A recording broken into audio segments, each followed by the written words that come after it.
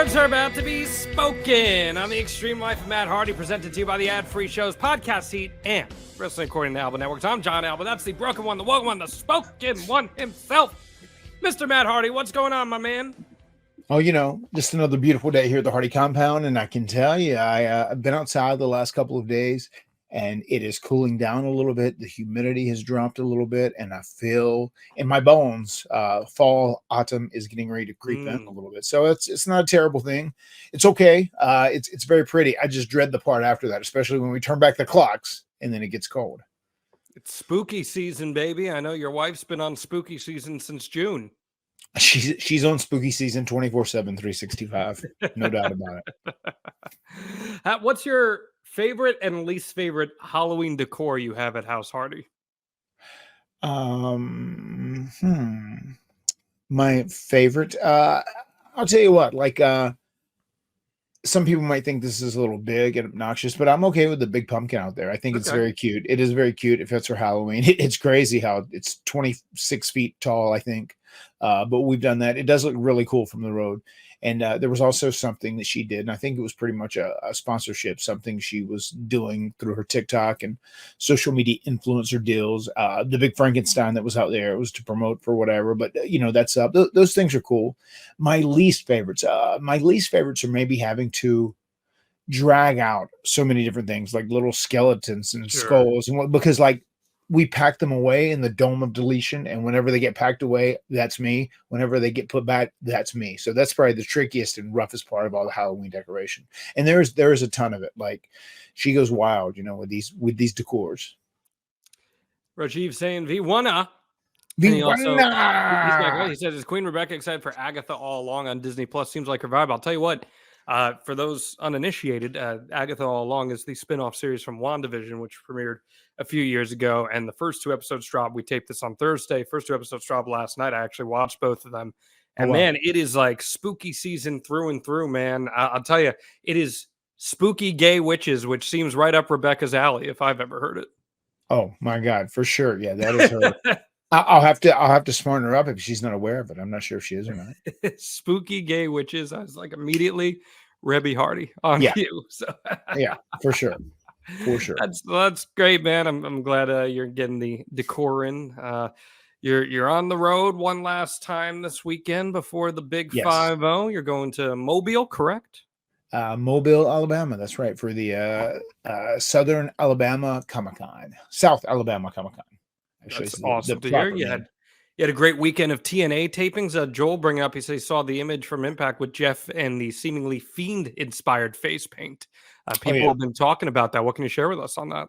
Yeah, that if I'm not mistaken, unless they change it around, I'm pretty sure the segment we're in, it's something that materializes and kind of happens organically during the show. I think that airs tonight, or which Thursday. It's Friday if you're watching this, but as we tape this is Thursday. I think it is on this Thursday's Impact, and we shall see. I guess in theory it could change me next week, but yes, it was 100% inspired from the Fiend mask, and Jeff like looked and said, "Hey, do you think this would be cool if I did it? You know, kind of like as a tribute, you know." I said, yeah, man, it'd be awesome. And I think it'd be great. It'd be very cool for your face paint. He's done some stuff that was very skeleton-like, almost, you know, as we approach Halloween season and whatnot. And he said, I want to try and pull this off. And it was identical. The image that he used to do his face painting, and he paints it all himself, as you know, it was absolutely identical. It was unbelievably great. So it was so cool. And that's cool that early images have leaked out and people are sticking them together. I want to get a good one after it airs and I get a good photo of it and like put it with a Bray thing and say, you know, this is very cool that Jeff was able to pay his respects and honor the Fiend on TNA Impact. Yeah, I mean, like I said, spooky season kind of seems hand in hand with Bray and everything he was doing and the Fiend character and the Firefly Funhouse. So I think that's pretty cool that Jeff, who didn't work with Bray in that capacity, still felt like that was something he wanted to pay tribute to.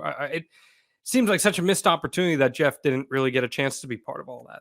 Oh, that was one of his biggest regrets. You know, when the whole time that I was working together with Bray until he actually turned and we were a half-ass tag team, right? Jeff was out, and that's kind of what started that. Jeff was injured, and I was doing single stuff, and they ended up doing the angle where I fought against Bray, and then obviously Bray, after going to the Lake of Reincarnation, changed his ways, and we joined forces and whatnot. But Jeff really does wish he would have got a chance to interact. He really would have loved to have done Broken Matt, Bray Wyatt, Fiend, whatever, and Willow. And Willow is something that I think we will see sooner than later at TNA, because we have had some discussions about that. And that's something that Jeff is very, very passionate about. Much like he's very passionate about his music, he is very passionate about his creation of Will-O-the-Wisp. So that is something that he really wish he could have done with Bray Wyatt, especially the Fiend Bray Wyatt. Yeah, as you saying, Willow versus the Fiend could have been a fantastic cinematic match if we could have seen something like that. I mean, man, you're talking about seeing Willow and TNA. It just seems like you guys are having such a great time over there right now. And I know you even texted me last week when you saw the crowds and you guys signed till 1 a.m. After these tapings, that you seem really proud of what you guys are doing there at TNA and where TNA is going right now. Extremely proud. We both really are. And it's so crazy because I didn't even realize this. Like, we were in the middle of it and we'd already had a long day. And actually, we'd filmed our podcast the night before when I got in, and we were delayed for 3 hours. Oh, yeah, we did. So I'm going to bed at, 2:30. What time did we finish that night, John? We finished at 3 a.m. Yeah. So it was 3 a.m. East Coast time. And I feel like I got into bed Central time around 2:30, 2:40-ish, whatever. I had to be up at 7 o'clock. I got up at 6:45. I had to be up at 6:45, and I had to go to the airport, get a rental car, do this, and then we had media from 7:30 for a couple hours and whatnot. So that was a long day, and like, we were kind of running on fumes as we get through that autograph signing, the post-show autograph signing. It was amazing though. There were 2,100 or so. I don't have the exact number, 2,100-ish people in the venue, and it's the first time we'd done that. It was a sellout, and the show went for 2 hours and 53 minutes from beginning to end. That's how long Victory Road was. We signed for 3 hours and 10 minutes, which we got to a point where our security guy there said, "Hey," he said, "this signing has gone on longer than Victory Road did, than the whole show." I said, "Really? Oh my God." I mean, it did seem forever. And like, not until I saw footage of the line afterwards, and this was 45 minutes or an hour deep into a signing, like, I was blown away by how many people stayed after. And there were people that were coming through that were just as happy as they could be. And they were saying, "Thank you for staying around and waiting on us and making sure to sign for us and take pictures with us." We're like, "Thank you for waiting in this line for, 2.5 hours, whatever it was." It was very amazing. And it was a great feeling. And once again, we do take a lot of pride in TNA. TNA is very hot right now. They got a lot of buzz and they're looking to build momentum. We have Spartanburg coming up this weekend, where we're doing 4 weeks of TNA Impact taping. It is the final weeks before we go to Bound for Glory. And very soon you're going to hear the match announcement we have for Bound for Glory. We're very excited about that. We think it's going to be a really, really big deal. So it's going to be very cool. But at the end of the day, what we've been doing and the fact that TNA has this momentum has obviously been helped by Joe Hendry being incredibly super popular. He's like a viral pro wrestling figure right now. We're doing the exchange with NXT and /WWE, and that's been going great as well. But just to have the Hardys in the mix and having them doing really, really good things, they're big things. And like, we're working with Tommy Dreamer from a booking perspective more than anybody else. And I feel like he really knows us. He gets us. He understands us. He gets the dichotomy between myself and Jeff. He knows how I speak and what I would say in a promo. He knows what Jeff would say in a promo and just how Jeff is. And I think that really helps us a lot too. So everything's been real good. There's one thing that I'm hoping is going to come out on TV, either next week on TV or as a social post, where we have like a 4-minute chat and we very, very serious, very passionate, talk about what we're doing, how the last couple of years we got a little frustrated. There were maybe people that didn't believe in us. There were the people that doubted us. And now we're at TNA, and like, the audience has told us time and time again after being out there that we do belong, and it restored our confidence and whatnot. And it's a really good push. And then we threw out a couple of, actually Jeff does at the very end. He throws out a couple of suggestions about maybe what we could do to like remedy this situation that we have going on with all these tag teams vying for the gold. And it's going to be an excellent piece whenever it all comes together. So keep a lookout for that piece. You said something very interesting there. You said you believe that Joe Hendry was a big part of why TNA is able to get some momentum here. You credit him with being the spark that got all this thing going? I definitely credit him with playing a part. I mean, no doubt. I mean, he just created buzz, and once you become a character like that that creates buzz and goes viral, much like Broken Matt did. You know, Broken Matt was very responsible for getting a lot of buzz on TNA and kind of keeping it afloat when it was like literally on the verge of almost going out of business. You know, with the original owners, but Joe Henry's played a remarkable part in like leading TNA back to a more prominent position in the pro wrestling world. I don't disagree, Matt. I do not disagree, and I'm glad that you guys are enjoying things over there in TNA. Last week we heard some rumors that the AEW TV deal was close to the finish line. We got more details. It still hasn't been officially announced, but Puck, John Oren, who's one of the premier sports media reporters in the world, reported that this deal is imminently going to be announced. He had it somewhere between 150, 170 million dollars just for the two shows, Dynamite and Collision, that would air on TBS, TNT, and even potentially True TV, which Warner Brothers Discovery is trying to rebrand as like a sports network sort of thing.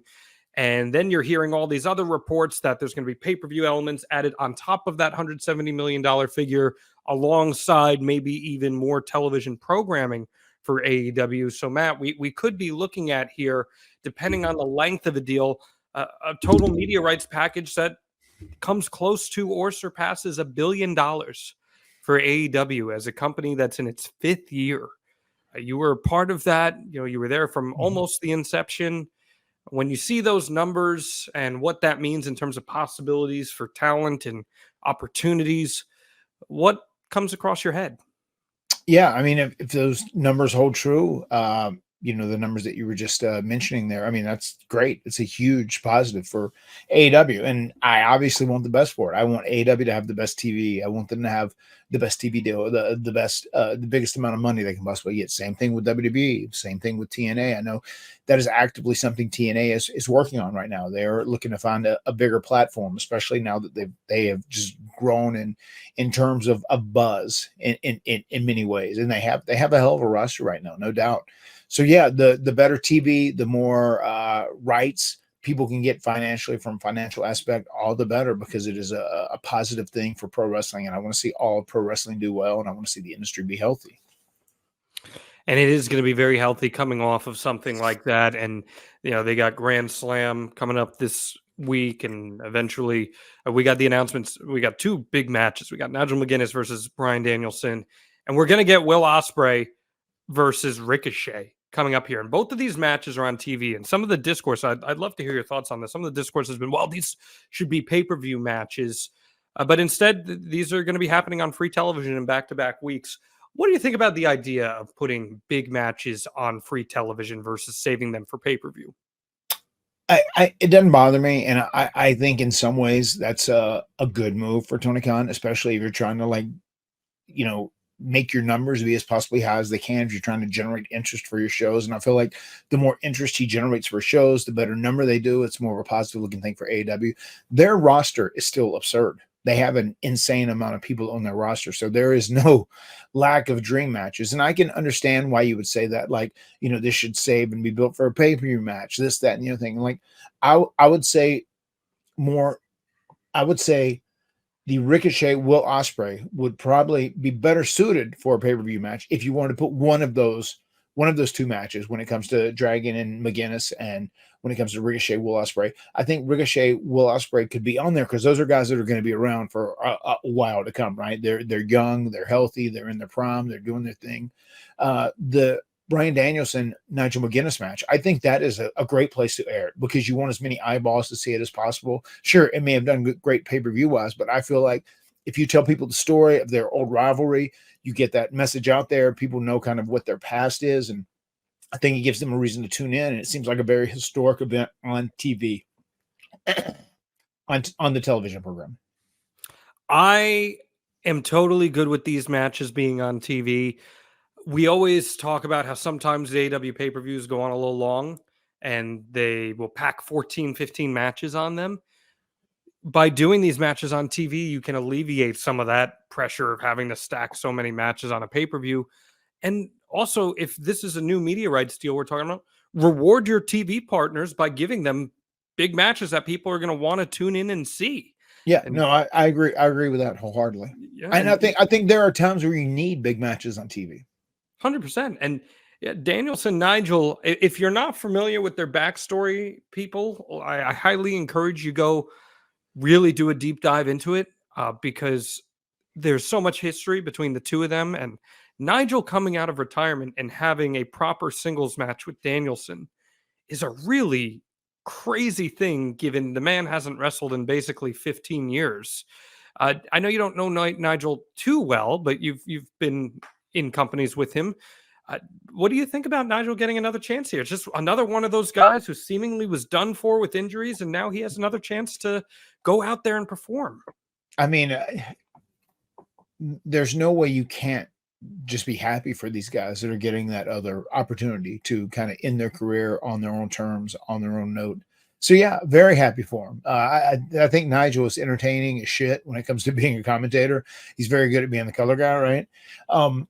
No, very happy for him, man. And any of these guys, no matter who it is, whether it is Nigel McGuinness, Bryan Danielson, Christian Cage, Adam Copeland. It's great when these guys are able to come back out and like finish their career on their own terms. And it's very important, especially nothing is worse in pro wrestling is if you sustain a career-ending injury and you wish you could have ended things in another way, on your own terms. And these guys getting that opportunity to do it, kudos to them. I'm very happy for them, and I wish them all the best. So I think it's great, and it's great that it's being featured on the platform of AEW Dynamite, which is going to be a huge platform, which means millions of people are going to end up seeing the match.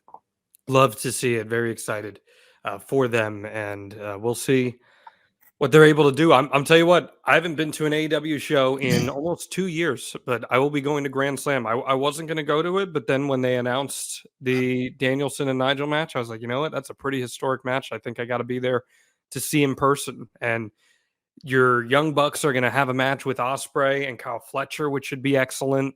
I'm very excited. And then even the angle we saw this past week on Dynamite, man, Double J and Hangman Page, like Double J being a top tier babyface in 2024, going against Hangman, and him being like the last great protector of an era. I just think that shit's so cool. No, Jeff Jarrett is great. Once again, huge kudos to Jeff Jarrett. Huge fan of his work, what he's doing right now. He's incredible. And he's one of those guys that I feel like has so much name value.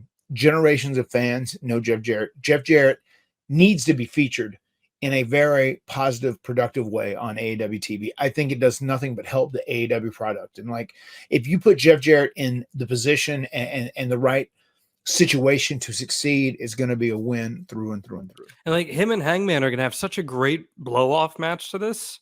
It'd be so old school. And I mean, literally, Rajiv just said this as we're saying. Double J versus Hangman is going to be great slow build storytelling. That's what it's all about. And then a guy like Hangman benefits from working with a Double J, where it adds, your favorite word, some equity to him.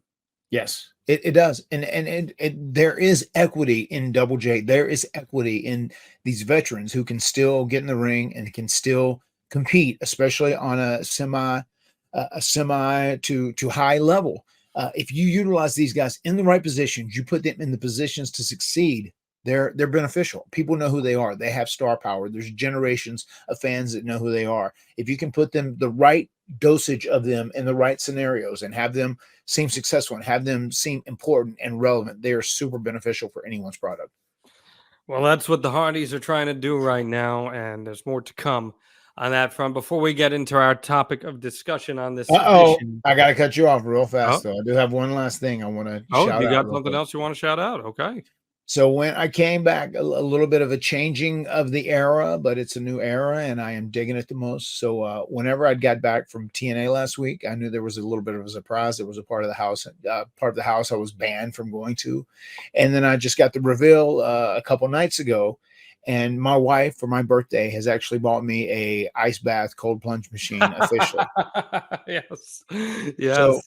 So it is in the house. It is in the gym in this back corner. She took out some lockers she had back there and rearranged it a little bit, and there was just enough space. It was like 6x6, and set it up back there, got it going. And today, which is Thursday, I did my first cold plunge, and it goes down to 45. It's amazing. I just got in there, and it was so nice to sit in there, and I could take if I could get through 3 minutes, that was good. But it reminded me of the peak prime days when I was going out in the pool during the winter when it was so cold, and I would have Maxwell talk to me, so I would, stay focused and concentrate so I could get through it or whatever, because it was so cold and so frigid. So we did that today. It was great. I got out, draw off, then just take a little pre-workout and my supplements, and then boom, jump on cardio and warm myself right back up. So that was great, and it's so cool that she thinks I'm insane for doing this. She said anyone who is willing to put themselves in cold water, 45 degrees or 40 degrees, whatever, and torture themselves, they're a psychopath. That they're a sociopath. So I'll take that though. It's a great compliment that she got me this. I love it. Love it. You don't got to go outside. It's not weather dependent. Yes, That's awesome. it's been Sure. great. Sure, Maxwell's a little jealous that he doesn't get to film the videos like how we used to, but that's all right. That's cool. I'm glad that you got that as a gift. Now, Yes. I got to tee you up before we get into our main topic, Matt Hardy. Please hit us with that Matt fact. Matt fact: Matt's latest obsession is beef brisket. There we go. Let's go. I was just going That's to it. send you a beef brisket video too before we started recording. That's so funny. I mean, it's beef brisket this, it's beef brisket that. Yeah, when I'm going to the menu, I'm scouring it for beef brisket every single time now. It's really my new thing. There's a chef I follow, Chef Kuso, who does a lot of cooking on TikTok and Instagram, and he just did a $2,000 A5 Japanese Wagyu brisket, and Ooh. it didn't even look real. I probably would have had one bite and my reflux would have started going, but it looked incredible. And I was gonna send it to you. Okay, so did this brisket kick start with you going to Damn Good? Maybe it had started around that time. It's been Okay. something in the last couple weeks, because typically I've been more of a pulled pork guy than a beef brisket guy. But like, there's Dickies are pretty prevalent around here, right? And there's a Dickies right where we're at in Southern Pines all the time when we're 15 minutes down the road at the actual real city area. And a lot of times, if we're grabbing some food and coming home, I might pick up food for Rebecca and for some of the other kids, whatever else. But I might swing through there and just get, pulled pork and beef brisket. And more, I just started getting more like, okay, I'll just take a double order of chopped beef brisket this, beef brisket that. I went to Damn Good Barbecue, had their beef brisket and their pulled pork. I wanted to try them both. And at some point, we'll try everything there. We'll run the whole gauntlet. But that beef brisket, as I told you, you take a bite and then fall apart in your mouth. It was so incredible. And then I've got a little bit on the road the last few times I've been out there doing stuff, whether it was TNA or Comic-Con, whatever else. And Maxwell is very into it too. Like he's like, hey, if you do go to Dickies, will you get me some beef brisket too? And he'll eat the shit out of it also. And we just went yesterday to Chipotle because Maxwell recommended. Yeah. Went to his guitar lesson, and They just added smoked beef brisket to Chipotle. I saw yes, but he's the one that smartened me up to it. He said, I said, Maxwell, where do you want to eat at? Right. We just left his guitar lesson. He had a nice lesson. And I said, where would you like to eat at? And he said, I was thinking about some stuff, and I threw out a couple places and options, some of the stuff places we frequent. And he said, do you know at Chipotle, they have a new beef brisket? He said, do you want to go try it? I said, of course I do. Are you kidding me? If you want to go, because they did for for a while, they had this new chicken and now they have the beef brisket. But yeah, we had that, and the guac was real fresh. He kept saying, oh my God, this brisket's so good. And he's going, the guac is so fresh. It's so fresh. Yeah, we had a great little time eating out last night, and it was cool for him because he got the big boy plate and he got to bring half of it home, and he had it later that evening too. Yeah, they had the Al Pastor chicken going there for a bit on Chipotle. Yeah. So we thumbs up or thumbs down on the smoked brisket from Chipotle? Thumbs up. 2 thumbs up. It was great. Yeah. Wow. 2 thumbs up. Yeah. Okay. Interesting. I'm wondering where they're smoking it. I don't think they got a smoker back there, but who's to say? Maybe they're infusing it with some smoke. Who is to say? But that's cool. I'm glad Maxwell's on that trend right there. Yeah. That's good that he's smartened you up to it. And it was so funny. And I said, where did you see that? And he said, oh, YouTube ad. Of course. Well, Matt, I told you that we were going to talk about Dustin Rhodes today, because Dustin is someone who is really getting a lot of those kudos, those flowers, if you will. One of those veterans who is going about things the right way in wrestling and has rejuvenated himself. And we will talk about Dustin Rhodes, but we're not going to talk about him until next week because there's a little red herring here. We're going to be talking about the 50 years of Matt Hardy instead. Oh, there you have it. Okay. Because on Monday, September 23rd, this man right here with those streaking grays, symmetrical smile, pink background, he's turning 50 years old. And I thought it would be fun to spend the next half hour, 40 minutes or so taking a little walk through the memory lane of the extreme life of Matt Hardy, because that's what this is. This is the extreme life. I have no format. I have no elements. I just want to reflect on life with you, because I think some of my favorite episodes of this podcast are when we just talk about life, and no better time to do that than as you reflect on 50 years of Matt Hardy. And when we're rolling without a format, that's often when we create our best content. That's right. Like last week, we had that great conversation that I thought got real heated in a good way about violence and wrestling. We got some good feedback on that, so check that out in the archives if you haven't. Extremehardy.com. Did you enjoy that conversation last week? I know it was at 2 in the morning, but yeah. It was from 2 a.m. to 3 a.m. in the morning. But yes, I did enjoy it. It was fun. Me too. She says 50, unreal. Happy early birthday, Matt.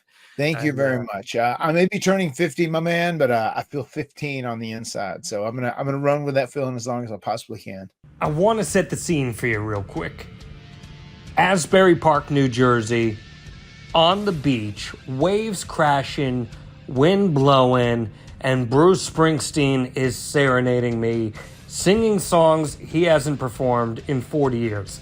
I got to be there this past week, and I want to help you have experiences just like that thanks to our friends over at Game Time. They're one of our favorite partners here on the extreme life of Matt Hardy, and they are there to help you out in getting to whatever event you want to get to.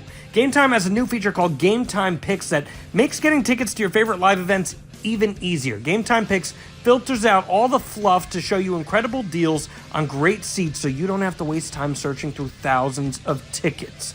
I am constantly surveying sites like Game Time looking for best last-minute deals to concerts. You know, if you listen to The Extreme Life, that I fulfill my mental health needs by going to concerts. And consistently, Game Time is the best options.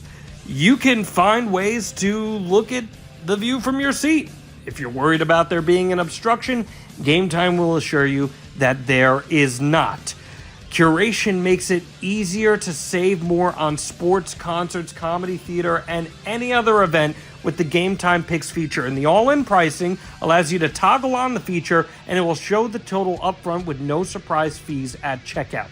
So take the guesswork out of buying tickets with Game Time. Download the Game Time app, create an account, and use code HARDY for $20 off your first purchase. Terms apply. Again, create an account and redeem code HARDY, that's HARDY, for $20 off. Download Game Time today.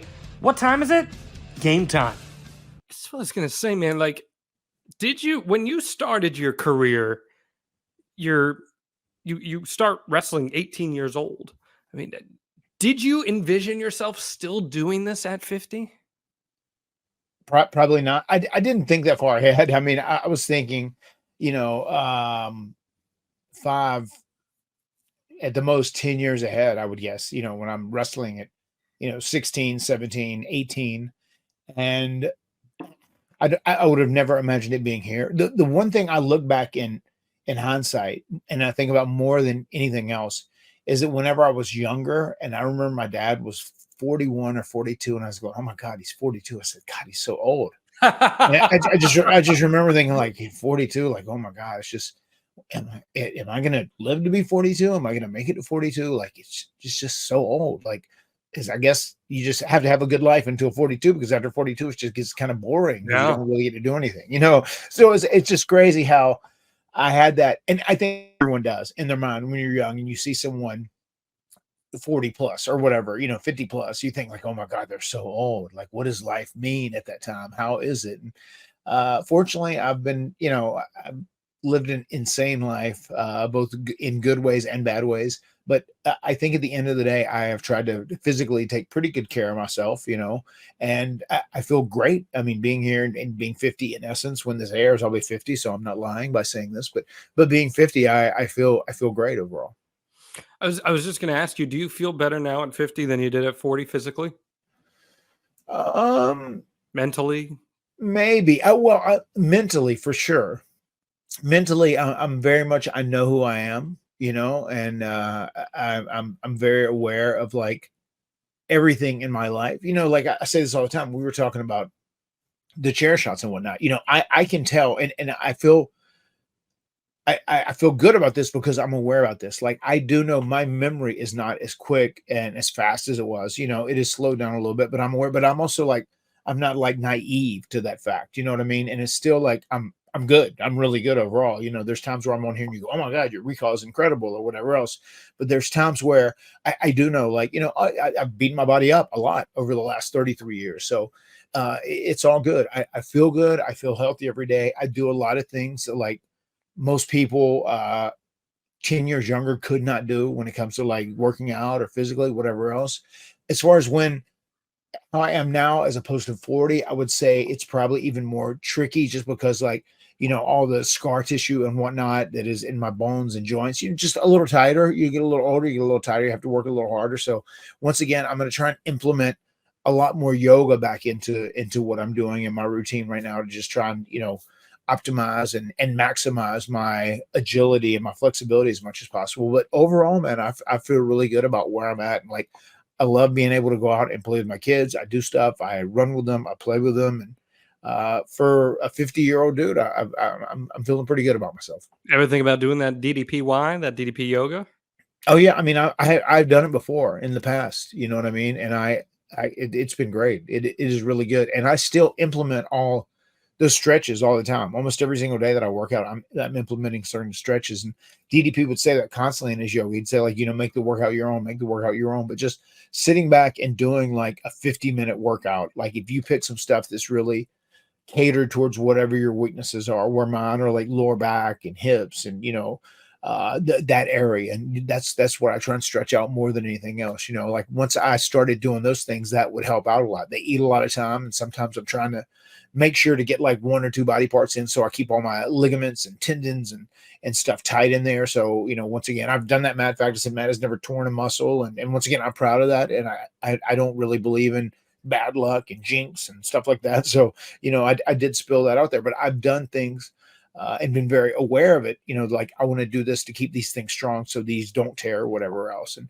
there's a lot of stuff you can really do. And like my wife thinks I'm insane that I'll spend 2 hours downstairs in the basement in the gym doing things every single day. But like that is what allows me to still be passionate and live my dream that I'm doing now and still be able to do it on the level that I do it on.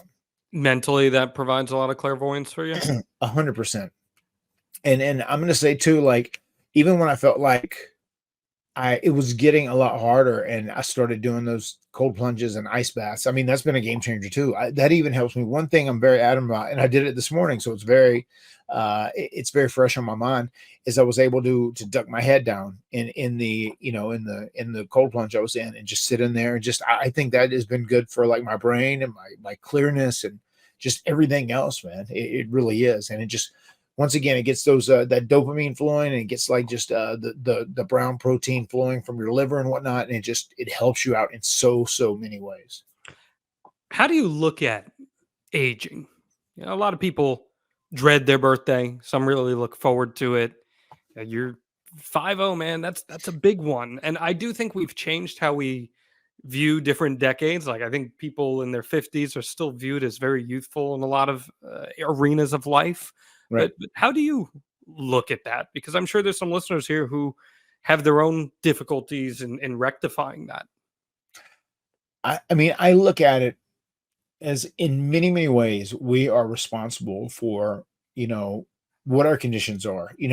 Once again, if you are born with a disability or, a disease or some sort of illness that really prohibits you from doing stuff, then that's, I feel so sorry for those people, mad for those people, because, they're kind of like, they're born behind the 8 ball to a degree. So it's tough. It's tough to like normalize yourself. But if you're born normal and healthy, if you're one of those fortunate ones that are able to do it, like you are really in control of a lot of your future and a lot of your fortune and a lot of your health. You know, there's things you can do. Like once again, one thing I could not recommend enough to people, if you are over 30, like just get into the habit, get into the routine of trying to do some sort of exercise regularly, because it really is so important, especially for the quality of your life as you get older. You know, it just still the quality of my life feels great every day. I am sore sometimes from wrestling. You know, I am beat up. I don't move. I'm not as flexible as I used to be. I'm not as agile as I used to be, but still, like overall, I feel great. I feel lively. I have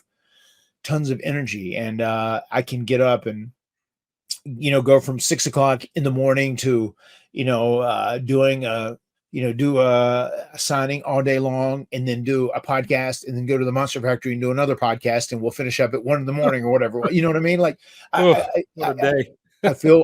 I feel good about doing all those things. You know, there is, and I think part of that is the reward for me, just like being concerned about my physical fitness and trying to keep myself in the best health that I can possibly be in. And even like, you know, the way I try to eat, the way I try to sleep, you know, I try and do all the right things to put me on the right path and put me ahead. And, you know, a lot of that is a result of me wanting to live out this passion and wrestle as long as I can, because while I'm doing that, I'm very happy. And even something that Rebby said to me yesterday, which was wild. This is very unlike her in many ways. She said, well, I don't know, just since you've been at TNA, you seem real happy, you know, just like I agree. I totally agree. And it is crazy, but it is like that. I mean, it just less stress. We feel respected, we feel wanted, and it's been real nice. It's been a nice change of pace, you know, where you're not second guessing yourself and whatnot. So yeah, it's been good. And like, you know, our relationship has been good. Our kids are all good. They're growing. They're healthy. It's just a joy every day. It's a huge task to raise a family and take care of all these children. But just like every day, I am so overflowing with joy just because of the great life that, you know, that we have with, you know, our kids and our family and my wife, and just being able to still do what I love professionally. I mean, when you're in a workplace or a position where you aren't feeling valued, you aren't feeling Yeah. like you're being prioritized, it takes a toll on you. And sometimes that just happens by the nature of the beast. You're part of an operation that's so big that things fall through the cracks, and that happens. Or sometimes it's more deliberate. But if you're not in an environment where you're feeling mentally prioritized, that's going to have an effect on you. And I totally agree with her. That's not to say anything ill of AEW, but you're in an environment now where you are in a position where you can be utilized for yourself. You can be utilized to help others. You can be utilized that in a way that's very fulfilling, and it's very apparent in you. And plus it's less travel. So that's always going to help too. Yeah. That takes a lot out of you.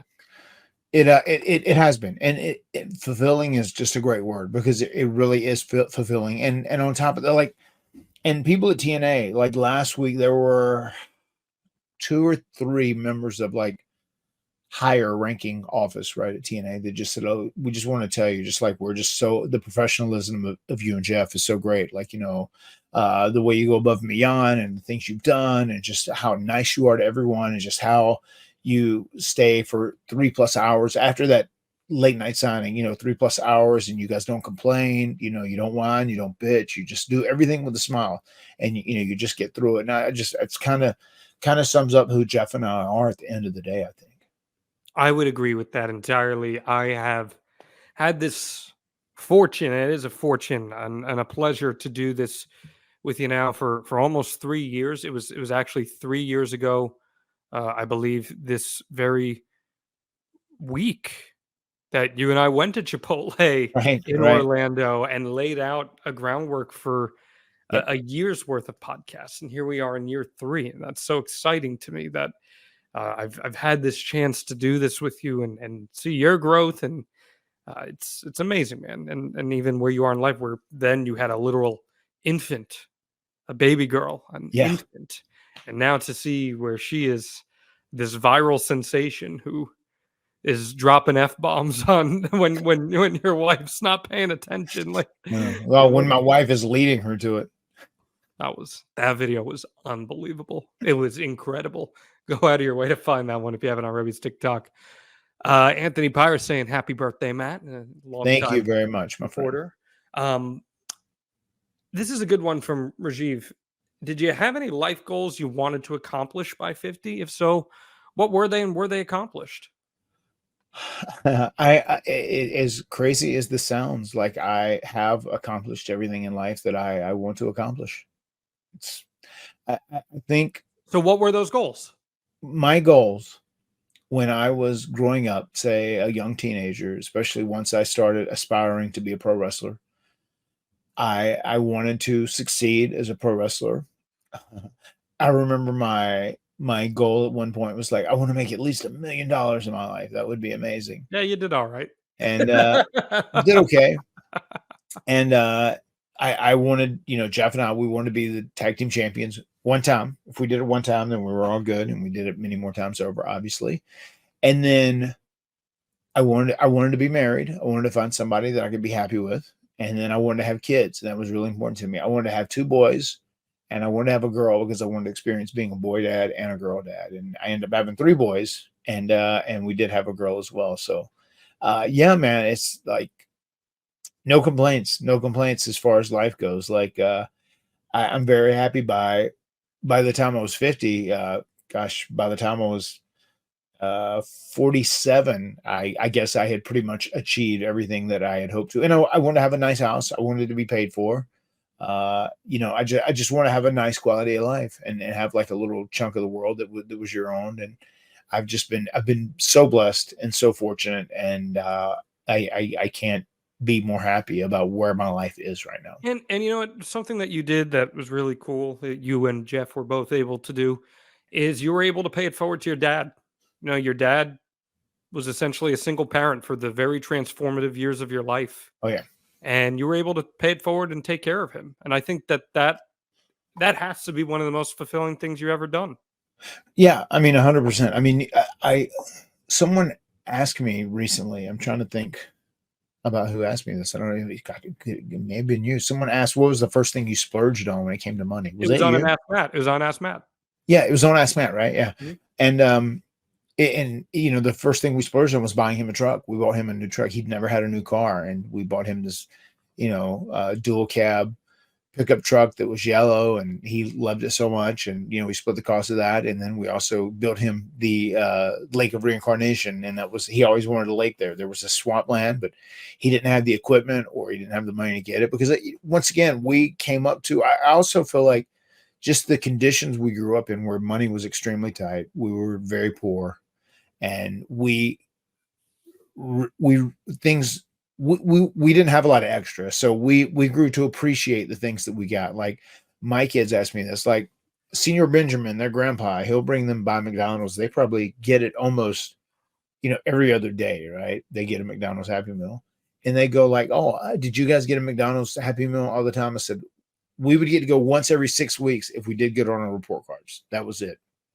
And we didn't eat out besides that. It was either while our mom was still alive, she cooked every meal, breakfast, lunch, and dinner.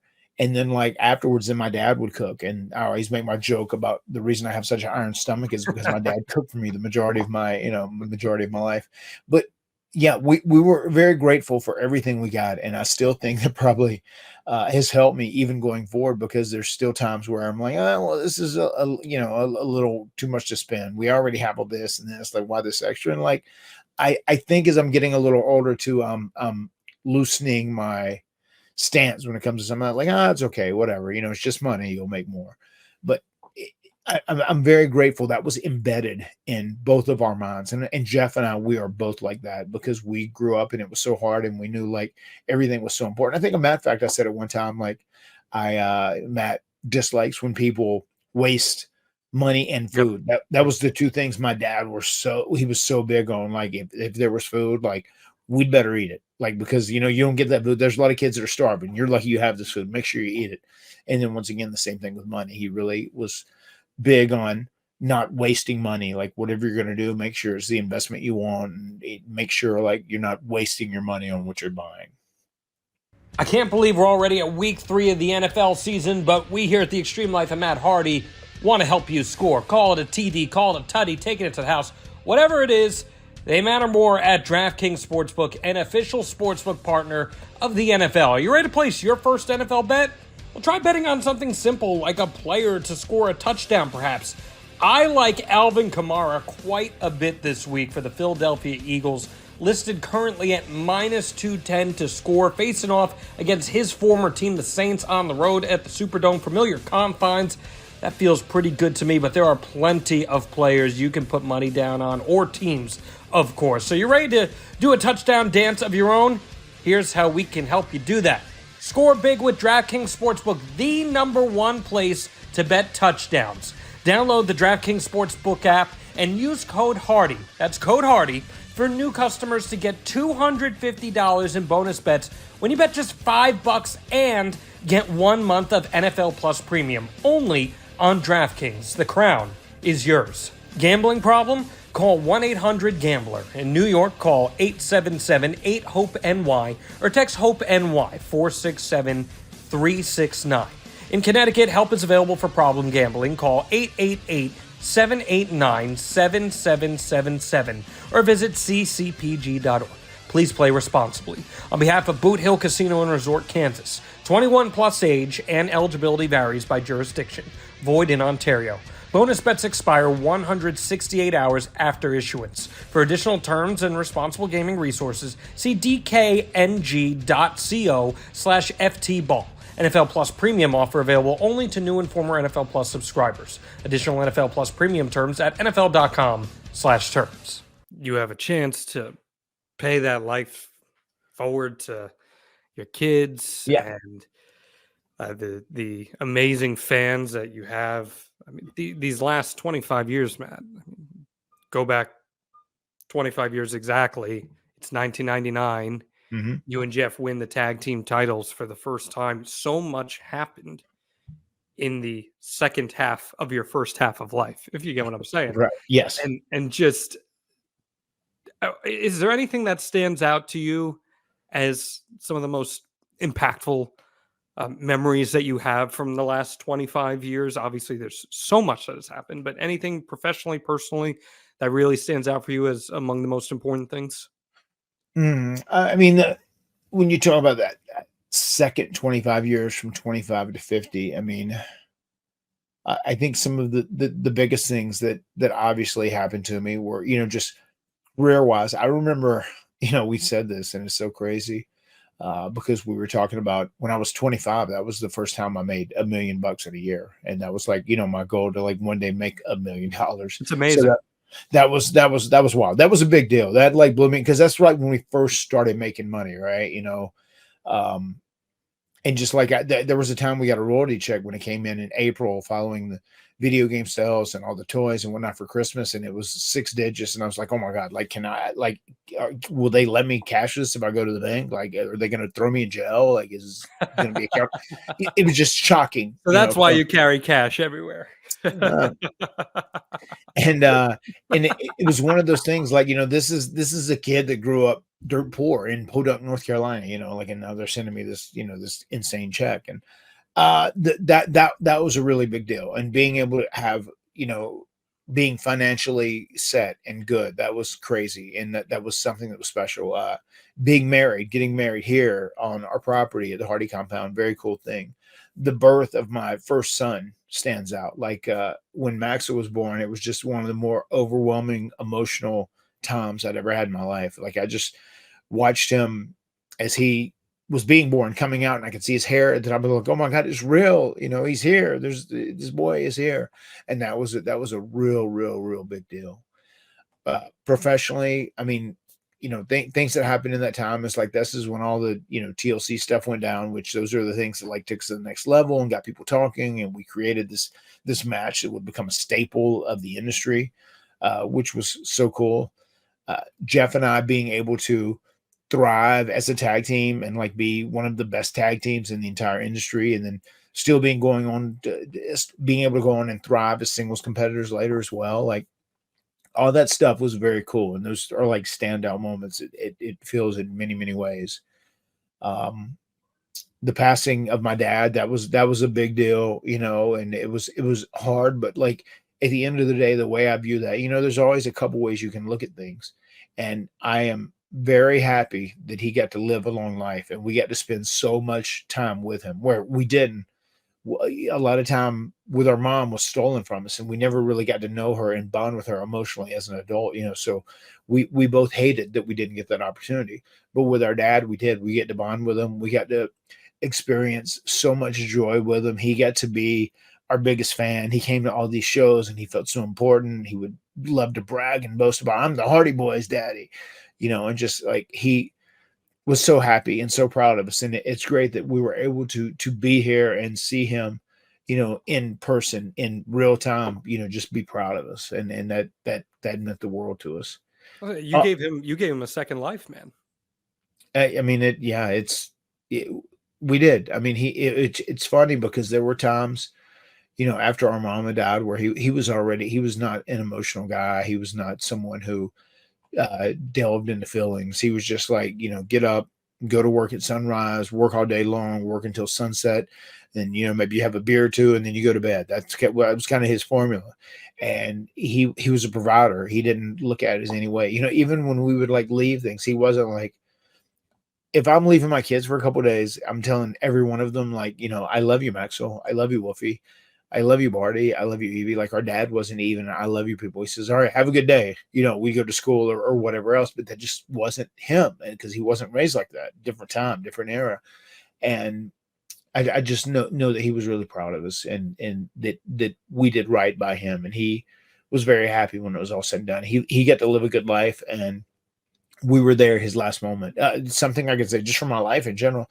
I'm glad I was there during our mom's last moments. Myself, Jeff, and our dad was there whenever she took her last breaths. And myself and Jeff, we were with our dad when he took his last breaths, and he was able to do it in his house because we were able to bring him home, and he wasn't away and you know in a facility or anything. Yeah, that's amazing that you provide him that. Matt Presley watching via WrestlingCoinAlba.com says, hi, Matt. Hi, John. Happy early birthday, Matt. Mine's on the 25th. I'll be a young 45. There you go, man. Yeah, you're only as old or young as you feel or as you perceive it in your mind.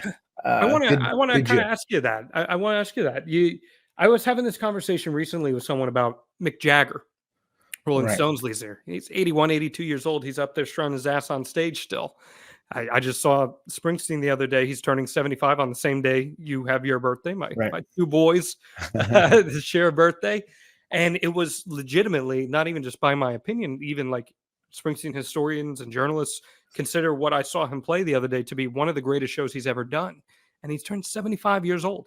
As you turn 50 and you're still active in the ring, how much of what you do as a performance outlet is tied in with feeling youthful and feeling still able to go out there and fuel you every day, if that makes any sense? Yeah, I think the older we have gotten and probably more experienced, even more than saying older, but like the more experience we've gotten, especially for me, for instance, in this match that I think aired Thursday on Impact, there was one time where our time was changed a little bit and we had to fill time. And that was very easy for me. I was very confident and I could listen to the crowd and we could do this. And it was a 6-person tag. So like not everybody could communicate, but I feel very good and very confident about that. And just the connection that we have with the fans has been so amazing. And that helps out greatly. That's hugely important to us right now. And it helps us out. I feel like when I'm going out there and doing stuff, like I remember there's one point when I was in AEW and they do typically kind of a different style than everybody else does. It's not like a WWE style. And I remember working with the Bucks some and I was like, well, I don't know. You guys give me your suggestions. You're more up to speed and current with this style than I would be, because I would probably do something a little more simplistic, and I would look for something that just gave a big pop at a certain point. But I know, you guys do a lot of boom, boom, boom, boom, boom, like a lot of small bombs in a row, then boom, big bomb or whatever.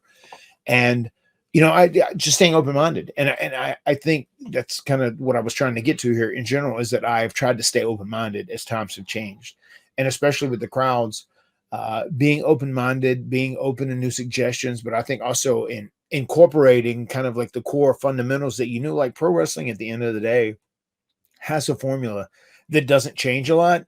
And as long as you kind of abide and stick by that formula in some capacity, and if you listen to your crowd and the crowd is into what you're doing and the story you're telling them, then you're kind of doing the right thing. But I just think, once again, probably being older, the biggest thing I've done to probably change or try and stay up to date with the younger guys is just staying open-minded and being willing to listen to other guys' ideas and their their scenarios. I think when you and I started this is partially me just observing, but I think when we started this, there was probably a finish line in sight. You knew, like, at this point, this is when I want to kind of wrap up, devote all my time to the kids, blah, blah, blah. Right. But as time has gone on and seeing the shape you're in, seeing where you're at mentally, I wouldn't be surprised if we saw Matt Hardy become Ricky Morton. We're down the line, as long as your body feels like you're capable of going out there and having fun, why stop? Go if the right opportunity presents itself and you're healthy enough to do it, if you still love doing it and you can pay it forward to someone and have some fun. Sure. I mean, do you see any possibility for something like that? No, I mean, I'm in total agreement with that, especially if you're healthy and you can do it and it's just smart and it's something that works and it's something you're enjoying more than anything else. And that's one of the things, like two of my kids, Maxwell and Barty, actively say they want to be wrestlers. So it's just like one of those things I would love to be around to, like, hang out and, like, whenever Maxwell gets started, like, be able to do stuff with him. I think that would be the coolest thing ever, if that happens. And we'll see. That's, you're looking at 6 to 8 years down the road, but who knows? And once again, it kind of, everything changes. And once again, wrestling is something that is so subjective. You can be someone that is older, and especially if you're in an environment where you can be protected and you can still get away with appearing and doing things without having to do a lot of stuff or having to do anything that is dangerous, and you can protect yourself from being exposed. So that's the unique thing about pro wrestling, which makes it really cool. But right now, man, I feel good about what I'm doing, and once again, always tweaking everything I do to do whatever I need to do to try and stay in the best shape possible. And it's like, I've actually hit it real hard the last week, because there's been weeks where, like, you get insanely busy and crazy and you aren't able to eat as you should eat, or this, that, and the other thing. And, like, things change, it's just a matter of circumstance. But I really want to, like, bust my ass now that I am 50, so that I can take a couple of pictures and say, like, hey, this is me at 50. Like, I look pretty good for 50 or whatever. So that is something that I'm kind of actively working on doing right now over the course of the next month, maybe. Well, and wrestling has changed so much where now it's viewed as cool when someone is able to still go later in life and later as they get into their 50s and approach 60, whereas once upon a time it was like, oh man, this guy is 40, he's way past his prime. And that has just so totally changed, hasn't it? Yeah, it has in a lot of ways. And that's cool. Once again, that's the different, I think that's the changing of society in general, where we're not putting post notes on people because they're a certain age or they're a certain shape or they're a certain sexuality or whatever it may be. You know what I mean? I think people are a lot more open, like, hey, if this person, regardless of what they are, if they can go out there and they can do the job, to the extent that it needs to be done, then it's okay for them to do it. Certainly so. I mean, if we had that mentality, we'd have missed out on runs from AJ Styles and Samoa Joe and Right. Jericho and Copeland, Christian, all these great professional wrestlers who are still out there into their late 40s, 50s, doing it at a very high level. Yes. And Copeland at 50 plus has shown that he's capable of hanging with some of the very best out there. Jericho, his first couple years in AEW, he had some of the stronger matches of his career. Mm-hmm. And I think that opportunity is now being afforded. Yes, I do agree with that. And once again, there's also, as we were talking about earlier with Jeff Jarrett, there's just such an important star power to those guys where they are perceived as stars. And like, if you put them in the right position to succeed, you can really help build equity to everybody around them and everybody they work with. So what's the goal the next 50 years here, Matt Hardy? What's the idea? To live. That's my main goal, to live for 50 more years, right? That'd be the goal. Well, in your case, you got 4 kids, you got your outgoing wife. I think it's more survive, right? Outgoing, yes, outgoing. What an adjective. I think it's more survive than live at this point. Yes. Well, I am a survivalist, no doubt. So yeah, I that's just, once again, I don't have a lot to prove, because I have done everything that I have wanted to do. I feel like now my goal is to just be as good as I can be in whatever area it is, and that's considering if I am in the current process of being a pro wrestler in a ring, be as good as I can be. If I am being a husband, be as good as I can be. If I'm being a father, be as good as I can be. If I'm being a brother, be as good as I can be.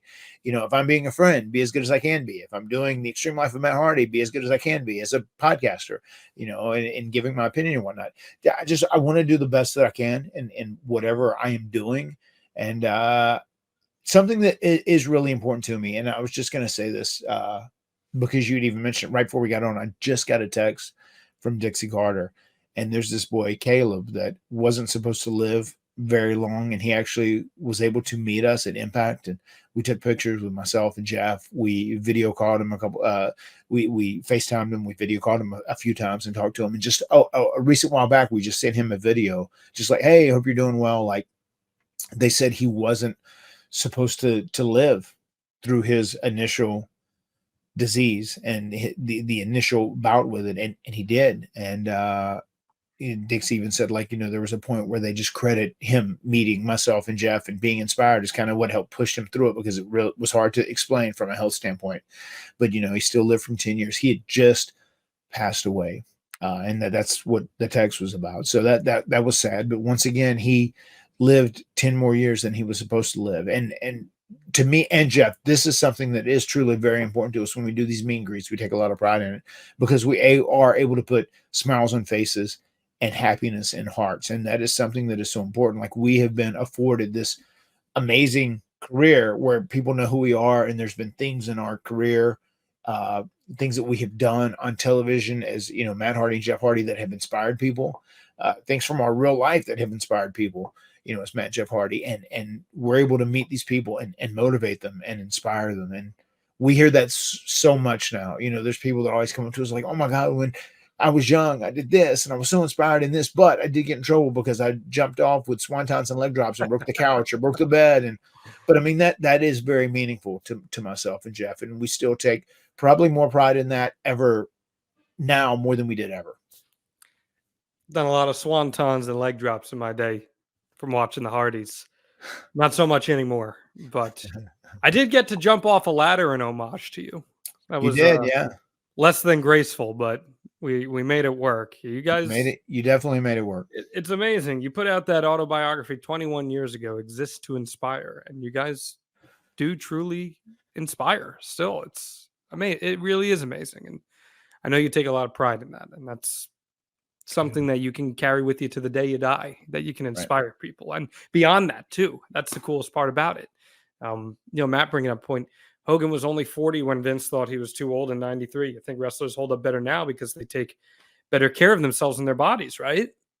Yeah, I think wrestlers hold up better now because they do take better care of themselves. They take better care of their bodies. There's not as much toxicity in the culture of pro wrestling now. That is trimmed out significantly, quite a bit. I also think too, they don't work the schedule they used to work. The schedule was just still so intense there. Just like that schedule is just such a grind. I mean, besides just wrestling, if you wrestle every day for a month or whatever, I mean, just like the traveling and the sleeping and the still training, I mean, it's hard to do. It's like nonstop, and your body doesn't get the rest. It doesn't get to the healing. It doesn't get the recovery time that it needs and stuff. So that the better schedule, better culture, guys more aware of how to take care of themselves, how to eat, how to do this as far as diet and nutrition and training and whatnot. Just all of that stuff is so much better than it was back then. So I think that is what has extended these careers of people that are at an advanced age in 2024. The skills are deteriorating, but he manages to trudge on. It's amazing, man. Happy 50th to you. Well, Grateful for you. I know everyone here listening is grateful for you and Jeff and everything you guys have contributed to the wrestling space, people's personal lives, my personal and professional life. And I'm excited to see what's in store. I know a Hall of Fame call is not too far around the corner. I think you're both a WWE and a TNA Hall of Famer, quite frankly. And I'm excited to see you get your flowers on those respective outlets and anything else that comes your way. Maybe another tag team title run somewhere. It's going to be a fun time, man. The Extreme Life of Matt Hardy, it keeps you on your toes. It does, yeah. And we're actually getting ready to I think we're getting ready to brand this coming up, because that is our goal, right? To get this this major tag team title reign.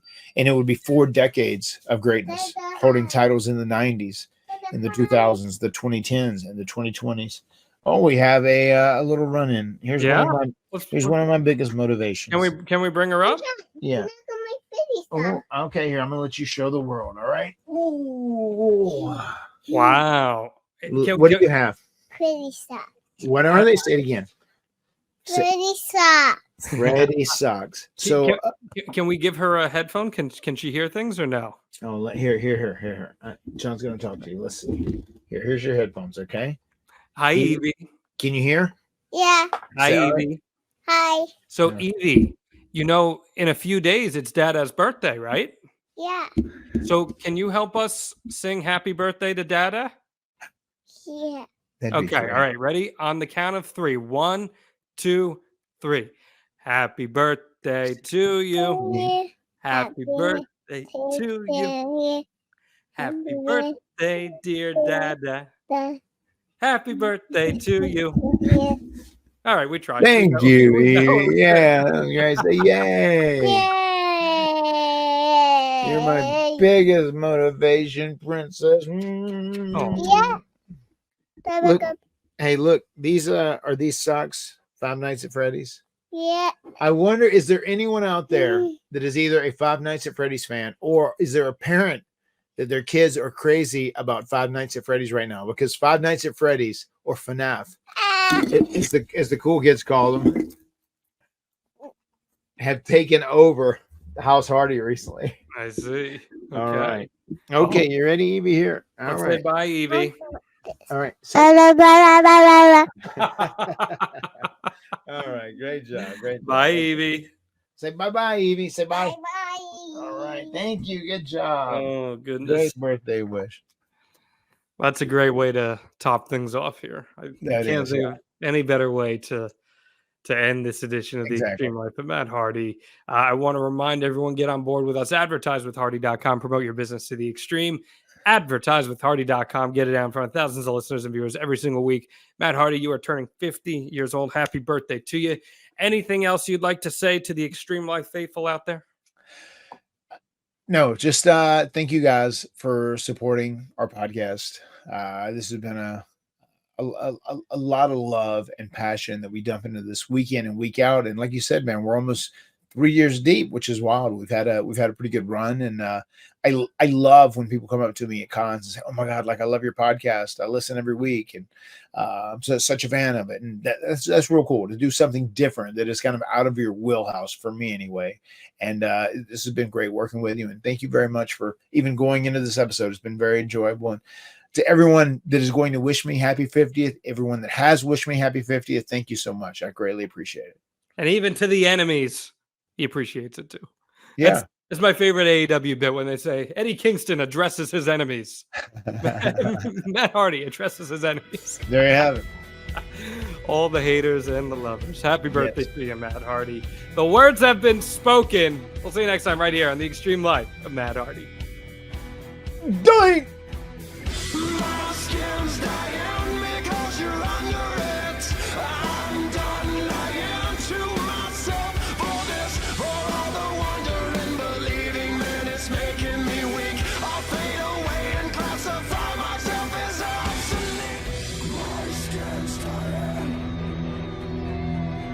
I'm done lying. SaveWithConrad.com.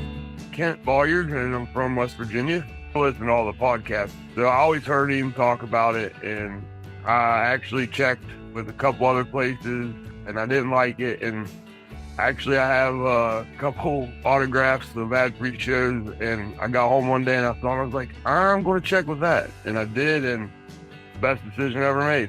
I just wanted to see how things worked, how numbers would be. The ultimate goal was obviously to get a house. So I talked to Steven first, and he told me it was no problem, and he put me in the right spot.